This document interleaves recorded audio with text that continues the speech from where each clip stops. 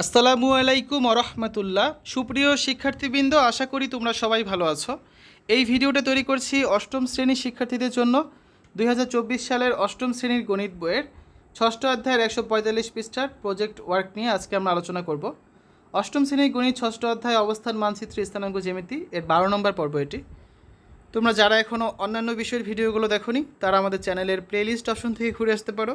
সেখানে অষ্টম শ্রেণীর বাংলা, ইংরেজি, গণিত, বিজ্ঞান, ডিজিটাল প্রযুক্তি, স্বাস্থ্য সুরক্ষা, জীবন ও জীবিকা, ইসলাম শিক্ষা, শিল্প ও সংস্কৃতি এবং ইতিহাস ও সামাজিক বিজ্ঞান প্রতিটা বিষয়ের জন্য আলাদা আলাদা করে প্লেলিস্ট তৈরি করা আছে। তোমাদের যে বিষয়ের ভিডিও দরকার খুব সহজেই তোমরা এখান থেকে দেখে নিতে পারবে। প্রজেক্ট ওয়ার্ক এটা আছে তোমাদের বইয়ের 145 পৃষ্ঠায়। শ্রেণী শিক্ষকের নির্দেশনা মোতাবেক 1. তোমাদের প্রতিষ্ঠানের একটি অবস্থান মানচিত্র গ্রাফ কাগজে প্রস্তুত করো। 2. বিদ্যালয়ের যে কোনো সুবিধাজনক জায়গায় মূলবিন্দু ধরে অক্ষতয় চিহ্নিত করো। 3. তোমার সুবিধা মতো কমপক্ষে 5টি স্থান বা স্থাপনা মানচিত্রে উল্লেখ করো। 4. সবচেয়ে কাছের 2টি স্থাপনা এবং সবচেয়ে দূরের 2টি স্থাপনার দূরত্ব নির্ণয় করো। 5. প্রধান শিক্ষকের অফিস ঘরের অবস্থান স্থানাঙ্কে প্রকাশ করো। শিক্ষকের নির্দেশনা মোতাবেক একটি নির্দিষ্ট দিনে তোমার প্রজেক্টটি বিদ্যালয়ে প্রদর্শন করো। তো আসো আমরা এখন এই প্রজেক্ট ওয়ার্কটির সমাধান দেখি। 1 নম্বরে কী ছিল? তোমাদের প্রতিষ্ঠানের একটি অবস্থান মানচিত্র গ্রাফ কাগজে প্রস্তুত করো। সমাধান: আমাদের প্রতিষ্ঠানের একটি অবস্থান মানচিত্র গ্রাফ কাগজে প্রস্তুত করা হলো। এখন হচ্ছে আমরা গ্রাফ কাগজে আমাদের বিদ্যালয়ের বিভিন্ন সুবিধাজনক জায়গার 5টি স্থানের হচ্ছে আমরা মানচিত্রগুলো এখানে দেখাবো। দেখো, প্রথমে আমরা দেখব হচ্ছে বিদ্যালয়ের ক্যান্টিনের অবস্থান, যেটা আছে 3,6 পয়েন্টে। তাহলে আসো 3,6, ডানে 3 ঘর উপরে 6 ঘর, এই পয়েন্টটা এটা হচ্ছে কি বিদ্যালয়ের ক্যান্টিন, এটাকে আমরা সি লিখে দিলাম। তারপর যদি আমরা দেখি বিদ্যালয়ের প্রশাসনিক ভবনের অবস্থান, সেটা হচ্ছে 5,5 বিন্দুতে, তার মানে পি 5,5, এখানে হচ্ছে কি প্রশাসনিক ভবন, দুইটা গেল। তারপর যদি আমরা দেখতে চাই হচ্ছে উপপ্রধান শিক্ষকের অফিস ঘর, সেটা হচ্ছে 6,2 পয়েন্টে, তার মানে এখানে হেড স্যারের অফিস। আরও যদি আমরা দেখতে চাই হচ্ছে একাডেমিক ভবন, সেটা আছে 5,-3 পয়েন্টে, তার মানে এখানে হচ্ছে একাডেমিক ভবনটা আছে, এটাকে আমরা এ দিয়ে দিলাম। আরও যদি আমরা দেখি শহীদ মিনার, যদি আমরা দেখতে চাই এস, সেটা কোথায় আছে, ধরো আমরা সেটা ধরে নিলাম বাম দিকে, সেটা 5 ঘর দূরে আছে মনে করো, বা 3 ঘর দূরে আছে, ঠিক আছে। বামে 5 ঘর ধরলাম আর নিচে ধরলাম আমরা 3 ঘর দূরে, তার মানে এই পয়েন্টে এটা হচ্ছে কি শহীদ মিনার। আরও একটা দেখি, যদি আমরা বাগান দেখতে চাই, বাগান মনে করা আছে -8,3 পয়েন্টে, বামে 8 ঘর উপরে 3 ঘর, এটা হচ্ছে কি বাগান, যেটাকে আমরা জি বা গার্ডেন দ্বারা প্রকাশ করলাম, ঠিক আছে। এই পয়েন্টগুলো আমরা দেখে নিলাম। তাহলে এই স্তম্ভটা অনেকটা এরকম হবে দেখতে, এই দেখো, সবগুলো যদি আমরা যোগ করে দিই, ঠিক আছে, এরকম দাঁড়াচ্ছে জিনিসটা। এবার মনে করো বিদ্যালয়ের আমরা হচ্ছে মেইন গেট যদি দিতে চাই, ধরো এখানে আমাদের বিদ্যালয়ের মেইন গেট আছে এই যে 3,8 পয়েন্টে, ঠিক আছে, এটা হচ্ছে মেইন গেট বা গেট নাম্বার 2।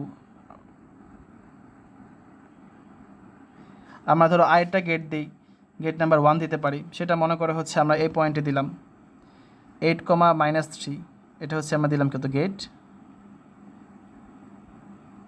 1, ঠিক আছে।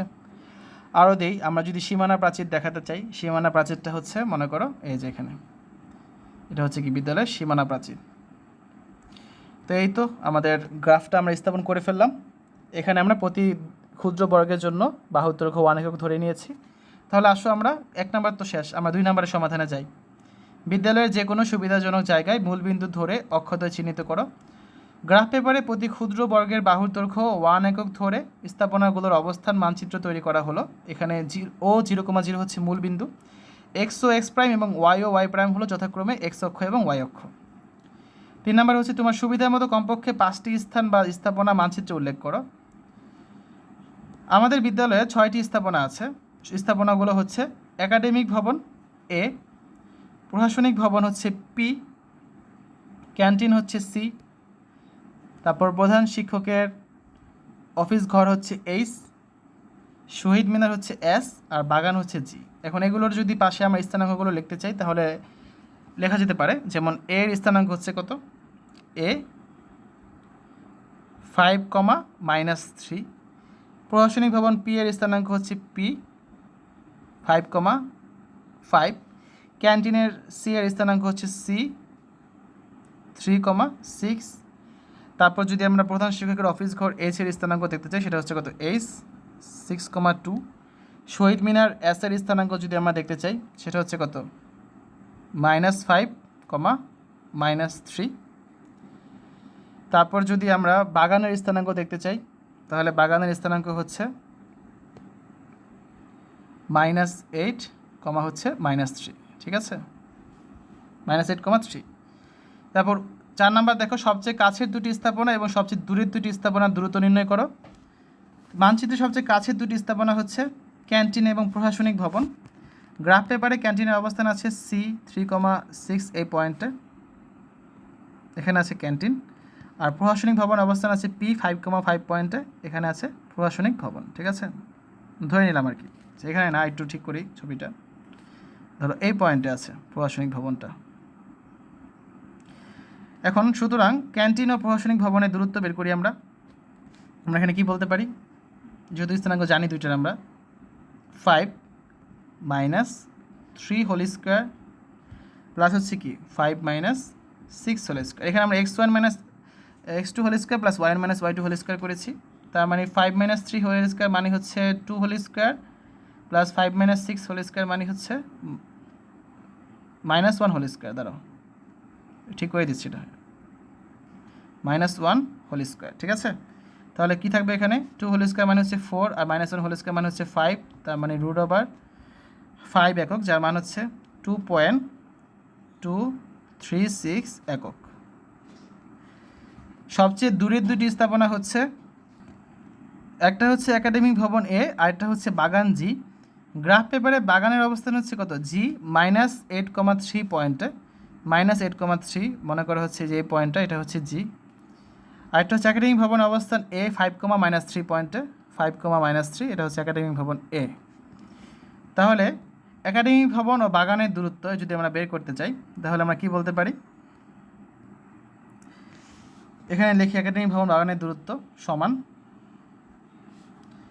-8 - 5 whole square plus 3 + 3 whole square সমান কত লেখা যায়, -13 হোল স্কোয়ার প্লাস হচ্ছে 6 হোল স্কোয়ার।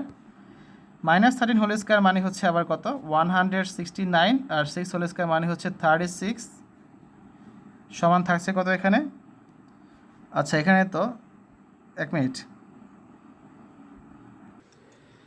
এখান থেকে আমরা বলতে পারি 169 আর 36 যোগ করলে হয় √205 একক।